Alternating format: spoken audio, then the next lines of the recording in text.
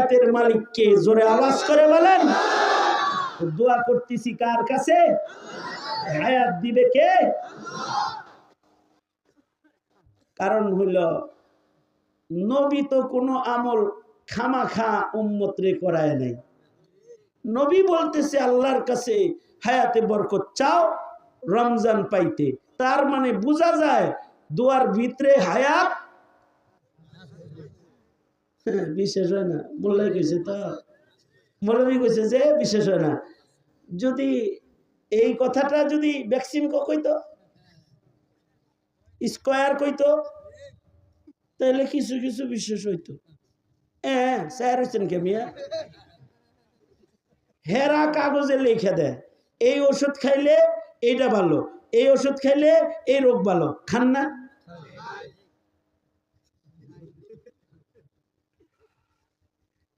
আমারে এক ওষুধ কোম্পানি দাওয়াত দিতে,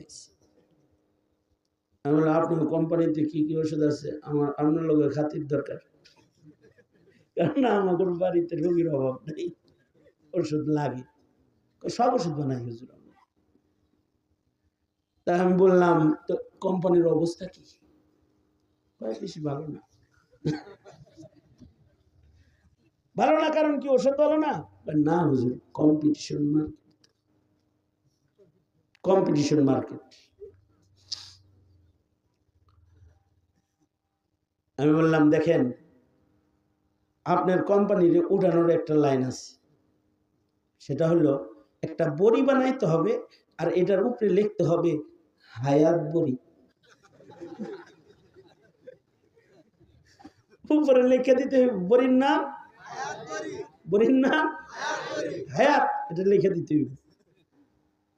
আর যদি সাহস করে আরো লিখতে পারেন ইনসুলিনের মতো, এটা 24 ঘন্টার গ্যারান্টি, এটা 1 সপ্তাহের গ্যারান্টি, এটা 1 মাসের গ্যারান্টি। হুজুর মস্কারি করেন?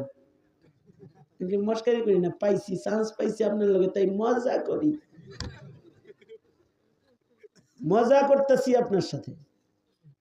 দুনিয়ার কোন ডাক্তারের কাছে হায়াতের বড়ি নেই, দুনিয়ার কোন ফার্মেসিতে হায়াতের ক্যাপসুল নাই, কিন্তু পৃথিবীর শ্রেষ্ঠ ডাক্তার মুহাম্মদুর রাসূলুল্লাহ সাল্লাল্লাহু আলাইহি ওয়াসাল্লামের সুন্নত ফার্মেসিতে হায়াত বড়ি আছে।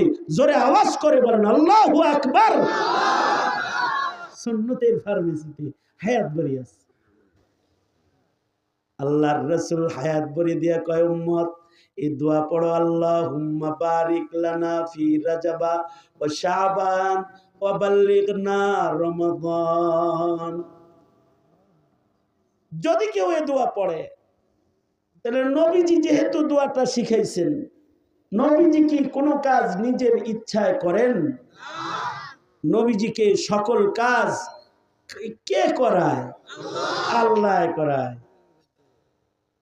1 নাম্বার সুবিধা, সুবিধা নাম্বার 1, দোয়া পড়লে হায়াত বাইরা যাইব, রমজান পায়া যাইবেন, কবুল হয়ে গেলে এমনও হইতে পারে 1 বছর ভিসা ঋণ হয়ে যাবে, ওই পরের রজব পর্যন্ত যাবে। ইন কেস যদি দরখাস্তটা কবুল না হয়, সব দরখাস্ত কবুল হওয়া জরুরি না, তারপরেও দোয়াটা করার লাভ আছে। লাভ হলো আল্লাহ তাআলা গোটা রমজানের ইবাদতের সওয়াব এমনি দান করবে। খুশি হয়েছেন না? ফাইন অফার না? আল্লাহর রাসূল বলেন নিয়তের অনেক পাওয়ার। 2 মাস আগে থেকে রমজান রোজা রাখবেন নিয়ত করে, কেউ যদি দোয়া করে রোজার আগে যদি হে মরে,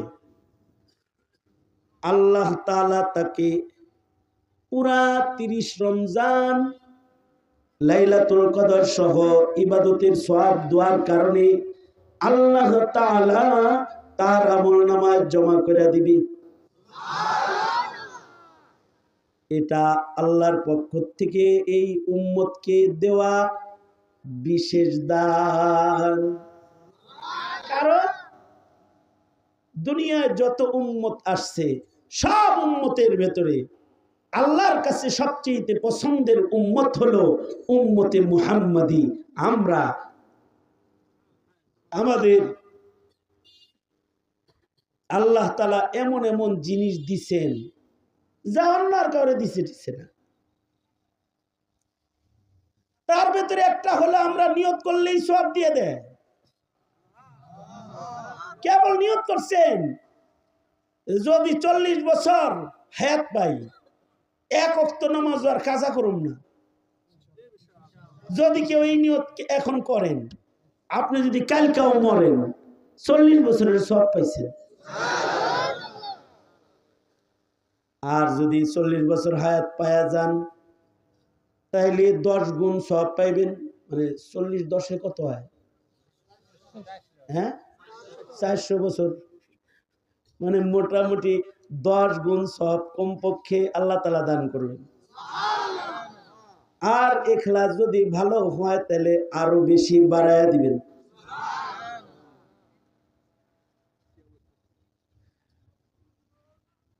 এটা হলো মুমিন বান্দার নিয়তের পাওয়ার। শরীয়তে ইসলামে আল্লাহ তাআলা এই উম্মতকে মর্যাদার আসন দেওয়ার জন্য নিয়ত নামক মহা দৌলত দান করেছেন।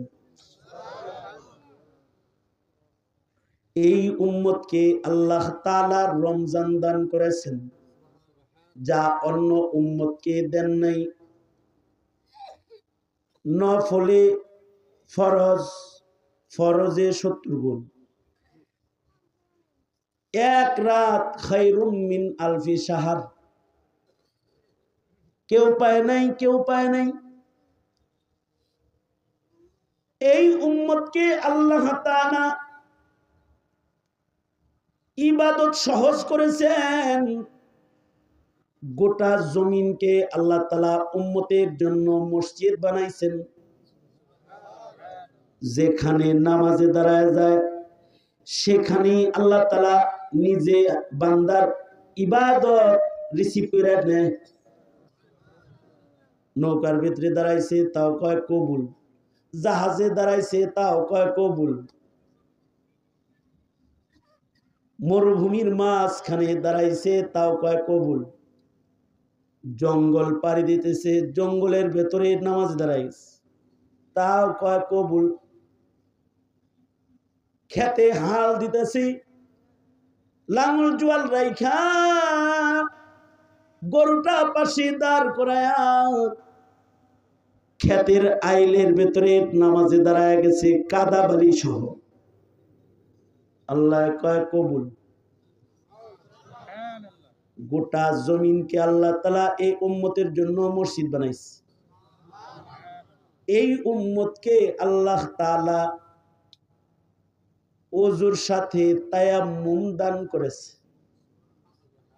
পৃথিবীর কোন উম্মতরে তায়াম্মুম দেয় নাই, সবাইরে দিছে ওযু আর আমাগরে দিছে তায়াম্মুম। শীতের দিন এজমার রোগী, ঠান্ডার রোগী ঠান্ডা পানি দিয়া ওযু করতে তার কষ্ট, গরম পানি করার কোনো সিস্টেম তার নাই। অনেক রাত খেদমতের কেউ তার নাই।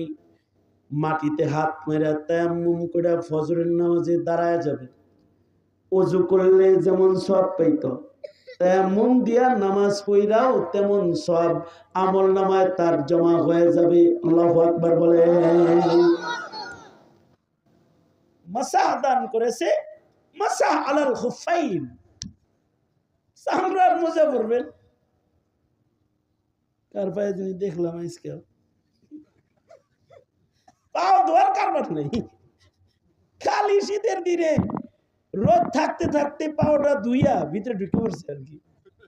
এরপরের দিন আবার রোদ ওঠা পর্যন্ত খালি টানে সোজা। আল্লাহু আকবার জোরে করে বলেন।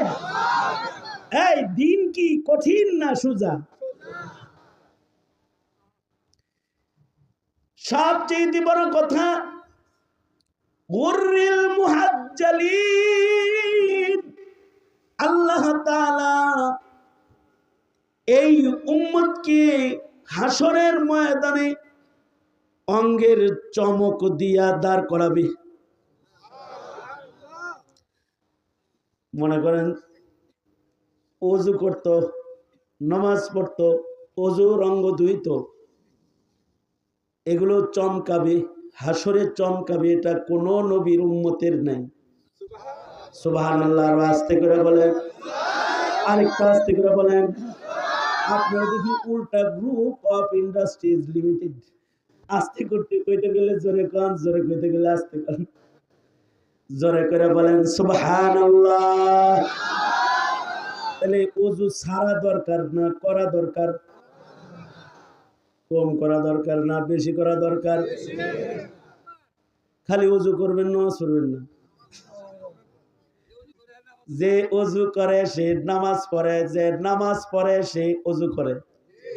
তার মানে হলো যে 5 বেলা নামাজ পড়ে তার ওযু বেশি, তার চমক বেশি। যে মাঝে মাঝে নামাজ পড়ে তার ওযু কম, তার চমক কম। জিরো বাল্ব আর কি, জিরো। যে পাকের ঘরে যেটা বাথরুমে যেটা জ্বালায়, যেটা জ্বালায় ঘুমায় আর কি,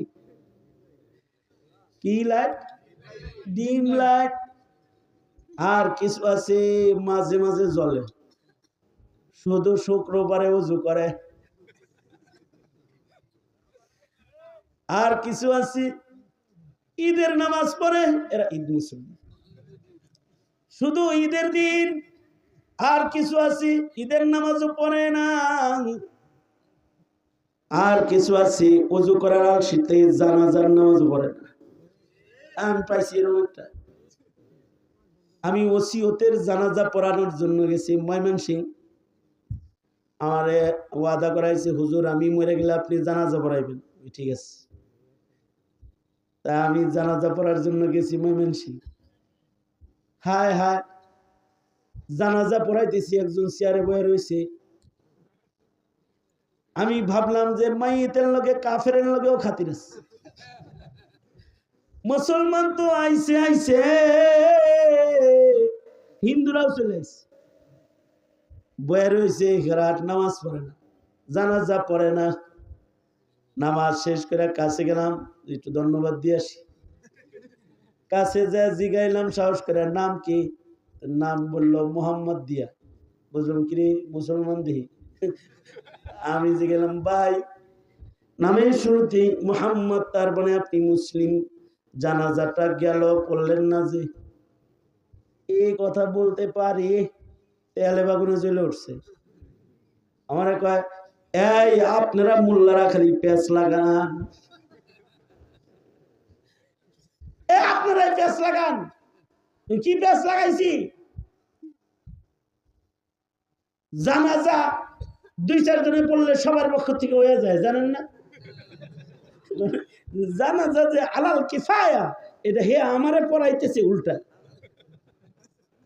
কয়েকজন পড়লে সবার পক্ষ থেকে দায়িত্ব আদায় হয়ে যায়।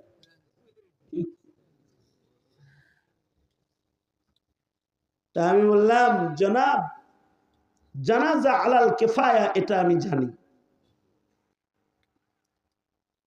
এটা মুসলিমের গুরুত্বপূর্ণ হক। মুসলমানের জন্য জানাজার মাধ্যমে দোয়া করে বিদায় দেয়। কাল দোয়া তো করছি, আপনারা দাঁড়ায় করছেন, আমি চেয়ারে বসে বসে করছি। আমি বললাম, দেখেন এত উত্তর দিয়েন না। আমার প্রশ্ন হলো, আপনি একটা মুসলিম হিসেবে আপনার নাকের ডগা দিয়া এত বড় একটা নেকির পুটলা চলে গেল, আপনি এটার দিকে তাকাইলেন না। অথচ জানাজা যদি কেউ পড়ে তাহলে তাকে এক কিরাত মানে হলো এক উহুদ পাহাড় সমান সব আমল নামায় দেওয়া হয়। সুবহানাল্লাহ। তার মানে আমনের নাকের ডগা দিয়ে একটা উহুদ পাহাড়ের সওয়াবের ফুটলা গেছে, আপনি ওইদিকে তাকাইছেন না। আমি তারে বুঝাইতেছি। একজন আমারে কয়, হুজুর ওযু করে না। জীবনে ওরে কোনোদিন ওযু করতেও দেখিনি। যারা ওযু পারে না, ওযু করে না, ওদের অঙ্গ চমকাইবে না। কিন্তু উম্মতে মুহাম্মাদির যারা ওযু করনেওয়ালা, নামাজ পড়নেওয়ালা, এদের বৈশিষ্ট্য হলো গুররিল মুহাজ্জালিন। হাসরের কঠিন ময়দানে তাদের ওযুর অঙ্গের চমক চমকাইতে থাকবে। লাভ কি? লাভ হলো এই গোষ্ঠীটা তাদের নেকির পালা যদি হালকাও হয়, তাদের চমকের কারণে তারা নবীজির শাফাআত তাদের নসিব হবে।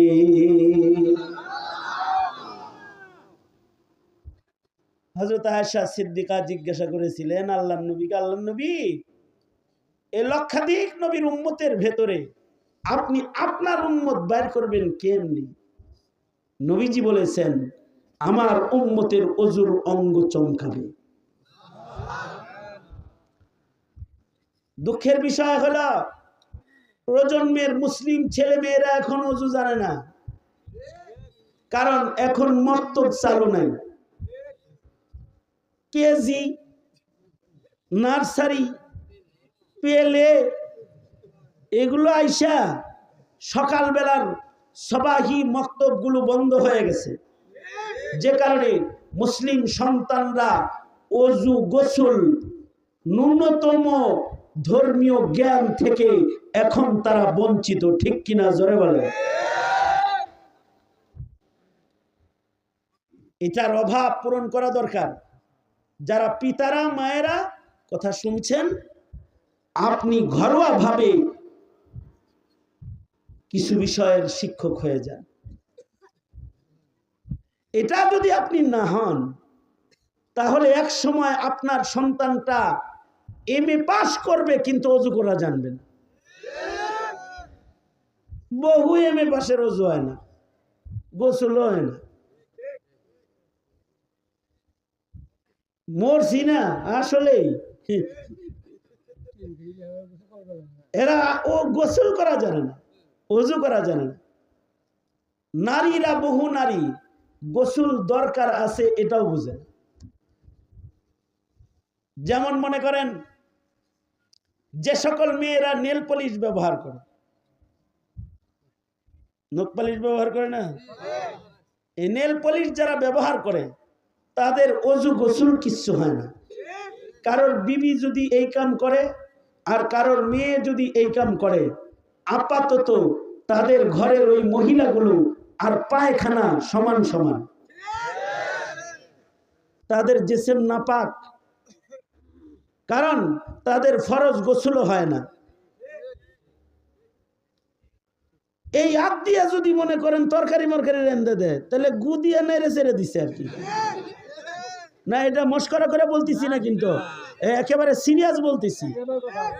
এতটুকুন ধর্মীয় জ্ঞান যদি কোনো নারীকে শিক্ষা না দেওয়া হয়, তাহলে এই নারী ইবাদত শিখবে কেমনে? কথা বলেন, ঠিক না? ঠিক বলেন। আমরা চেয়েছি আলেমরা যে আমার সন্তানের এতটুকুন দ্বীনি শিক্ষা নিশ্চিত হোক, এ কারণে আমরা শিক্ষা কমিশন বরাবর কথা বলেছি।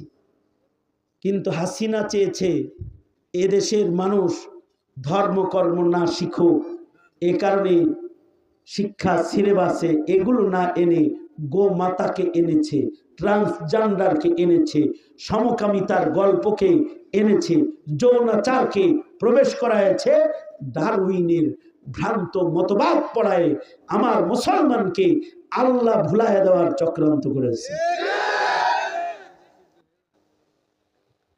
এই যে বিষয়গুলো, এখন একটা সময় আসছে, এখন নতুন সরকার গঠনের আমল, সামনে একটা ভোট মারবেন আর একটা সরকার গঠন হবে। কারে ভোট দিবেন আমি তা আপনাদেরকে বলতে চাই না, আপনার ভোট আপনি দিবেন, তবে কোন নাস্তিকের বাচ্চাকে ভোট দিবেন না, যে আপনার সন্তানের ঈমানের দায়িত্ব নিবে না, যে আপনার সমাজের মানুষের হিদায়াতের চিন্তা করবে না, যে কাদিয়ানির দালাল, শাহবাগীদের দালাল, মুরতাদের দালালি করে আর এদেশটাকে হিন্দুত্ববাদ প্রতিষ্ঠার রাজনীতি যারা করে এরা মুসলমানের পক্ষের শক্তি তো নয়, এরা স্বাধীনতার পক্ষের শক্তি নয়। গান গায় স্বাধীনতার পক্ষের নয়, এরা দেশটা ভারতকে দিয়ে দিতে চায়। এই দেশের চতুর্দিকে ভারত থাকতে পারে, তাই বলে এই দেশ ভারতের না, বরঞ্চ ভারত আমার। এ ভারতের দিল্লির লাল কেল্লায় এক সময় কালিমার পতাকা উড়েছে, ঠিক কিনা? যারা আওয়াজ করে বলে। আমাদের স্বপ্ন হলো ভারত আবার ইসলামের হুকুমত কায়েম হবে, আমরা সেই স্বপ্ন দেখি। সুতরাং সন্তানকে হিন্দুত্ববাদ নয়, কত বড় ক্ষতি হয়েছে আমার সন্তানকে এই কথা বলার কারণে যে ধর্ম যার যার উৎসব সবার, এত বড় ক্ষতি হয়েছে আমার মুসলমানকে পূজায় যাওয়ার জন্য রাষ্ট্রীয়ভাবে উৎসাহ দেওয়া হয়েছে। কিন্তু কই কোনো হিন্দু তো আমার ওয়াজে আসে নাই, আমার ঈদগাহে তো কোনো খ্রিস্টান আসে নাই, আমার মসজিদের জুমার নামাজে তো কোনো হিন্দু এসে বারান্দায় বসে আমার বয়ান শোনে নাই। আমার বয়ান শুনবো না, বরঞ্চ আমি আমার বয়ান মাইকে করব, এটাও মুসলমানকে শুনতে দেবে না বলে ওয়াজ মাহফিলের লিস্ট থানায় জমা দিয়ে এদেশের মাহফিলে আলেমদের কথা বলা পর্যন্ত বন্ধ করা হয়েছে। এই 5 আগস্টের আগে যদি আমার এখানে আনতেন, এটা কোন থানা? কালীহাতি অনুমতি লয়ে তারপরে আনা লাগতো, কারণ এই থানায়ও লিস্টি জমা ছিল কারা কারা কথা বলতে পারবে, কারা কারা বলতে পারবে না। কেন? আমরা কি কারোর ভোট ঠেকাই নাকি? না, আমরা ভোট ঠেকাই না। তবে আমরা এদেশের মাটির স্বাধীনতা রক্ষা করতে চাই। রাজাকার গালি দিয়ে আলেমদেরকে স্বাধীনতার বিপক্ষে বলে নিজে রাজাকার হয়েছে, কিন্তু আলেমরা এদেশে ঈমান বাঁচায়ে ঈমানদার পয়দা করে স্বাধীনতাকে রক্ষা করেছে। কারণ হলো, আমি ছোট্ট একটা জরিপ আপনাদের কাছে পেশ করি। আরে আজকের মাহফিল আমার শেষ মাহফিল হইলে এটা আমার জিন্দেগির শেষ মাহফিল। সুতরাং একটা ছোট্ট জরিপ নেন, সেটা হলো এই, বিগত 5 তারিখে আওয়ামী লীগের বিদায় হয়েছে। মাত্র 16 বছরে যে পরিমাণ মূর্তি বানাইছে, দেশটা গোটা মন্দিরে পরিণত করেছে।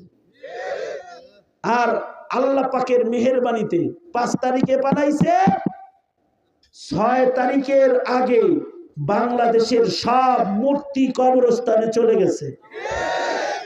আমার প্রশ্ন হলো, এই মূর্তিগুলো কে ভেঙেছে? মসজিদের ইমাম ভেঙেছে? কোন মাদ্রাসার ছাত্র ভেঙেছে? কোন মুফাসসিরে কোরআন গিয়ে ভেঙেছে? কারা ভেঙেছে? না, আমার কথা শোনেন, কারা ভাঙছে? ভাঙছে হলো ইব্রাহিমের সন্তানরা ভাঙছে, মুক্তিযোদ্ধার সন্তানরা ভাঙছে। তারা স্কুল কলেজে পড়লে কি হবে? তারা এক আল্লাহ বিশ্বাসী। এই যে এক আল্লাহ বিশ্বাসের একটা ঈমান আমার জাতির ভেতরে আছে, এই ঈমানের কারণে তারা ওয়াজে আসে, এই ঈমানের কারণে তারা মসজিদে মাইকের চান্দা দেয়, এই ঈমানের কারণে তারা মসজিদের ইট বালু সিমেন্ট দেয়, এই ঈমানের কারণে তারা মাদ্রাসার ছাত্রকে লজিং রাখে, এই ঈমানের কারণে এদেশে তারা ইসলাম নিয়ে স্বপ্ন দেখে। খোদার কসম, এই স্বপ্নগুলোর কারণেও আল্লাহ তাআলা ময়দানে মাহশারে আল্লাহ রাগ কইরা যদি দোজখের দিকে পাঠায়াও দেয়, ফের আল্লাহ তাআলা রাসূল পাঠায়া শাফাআত খাড়া করে এদের আল্লাহর জান্নাতে আল্লাহ পাঠাবে। বিষয়টা হলো এমন, বাবা অনেক সময় রাগ হইয়া সন্তানকে ঘর থেকে বাইর করে দেয়, বাবা সন্তানকে বাইর করে দেয়, কথা শুনোস না, যা তোর জায়গা আমার ঘরে না। কিন্তু আবার চাচাকে বলে, আমি বাপ হয়ে বাইর করে দিছি, তুই তো চাচা লাগস। কই থাকবে, কি খাবে জানা নাই, তুই যা লয়ে আসিস। ময়দানে মাহশারে আল্লাহর কিছু কিছু বান্দাকে গুনাহের কারণে আল্লাহ তাআলা মিজান ওজন করে তাকে দোজকে পাঠায় দিবেন বটে, কিন্তু রাসূলকে বলবেন, ওগো রাসূল, ওযু করতো, নামাজ পড়তো, চমক তো দেখাই যায়, যদিও গুনাহ বেশি নেকি কম, আপনি শাফাআত ওয়ালা, একটু শাফাআত করে দেন। আল্লাহর রাসূল বাচ্চাওয়ালা মুরগির মতো উড়াল দিয়ে পাশে দাঁড়ায় যায়। একদিকে আল্লাহ তাআলা নারাজ হইয়া দোজকে পাঠায় দিবে, আবার ইমাম সাহেবরে বলবে, আয় আলেম, তুমিও তো শাফাত ওয়ালা, আমার এই বান্দাটা দোজকে যায়, সে না তোমার কাছে মসজিদের জায়গা দিছে, সে না তোমার মাদ্রাসায় চাঁদা দিছে, গাওয়াটা একটু দাও, শাফাতটা একটু করো, যেন আমার দয়ার দরওয়াজা আমি খুলতে পারি। যা বিচারের মতন, যা খুব রাগ হইছিলাম, আজকে তোর মায় কইল দেখে তোরে মাফ করে দিলাম। বিষয়টা হবে এমন, কারোর কারোর নেকি কম হবে, কিন্তু আল্লাহ তাআলা গুররিল মুহাজ্জালিন, বিভিন্ন চিহ্ন দেখে দেখে বান্দাকে মহান আল্লাহ শাফাআত করে তাকে জান্নাতে পৌঁছায় দিবে। এটাও আল্লাহ পাকের ভালোবাসা। আমি তো বিশ্বাস করি আসহাবে কাহাফ মূর্তি থেকে পলায়ন করে গুহায় শুয়ে যদি তারা আল্লাহর দয়া পায়, বাংলাদেশকে যারা মূর্তি মুক্ত করতে, ভাস্কর্য মুক্ত করতে ত্যাগ দিয়েছে, এরাও আল্লাহর দয়া পাবে ইনশাআল্লাহ। এটা আমি বিশ্বাস করি। আর এই স্মৃতি এদেশের যুগ যুগ মুসলমানের ঈমানকে তাজা রাখবে। সুতরাং 5 আগস্ট শুধুই মাত্র একটি দেশের মাটির স্বাধীনতা না, 5 আগস্টের বিপ্লবের মাধ্যমে আগামীর প্রজন্মের মুসলমানদের ঈমানের পাহারাদারি হয়েছে, ঠিক কিনা? এটা মুসলমানদের ঈমানের পাহারাদারি করেছে, মুসলমানকে দেশপ্রেম শিখায়েছে, মুসলমানকে এক আল্লাহর পরিচয় শিখায়েছে। সুতরাং ভোট দিবা কারে? যারা কাদিয়ানীকে কাফের ঘোষণা করবে তারে, যারা তোমার শিক্ষা সিলেবাসকে, ইমানের শিক্ষা সিলেবাসের ওয়াদা করবে তাকে, যারা এই দেশে যারা নাস্তিক মুরতাদের বিচার করার ওয়াদা করবে তাদেরকে আগায় দিবা।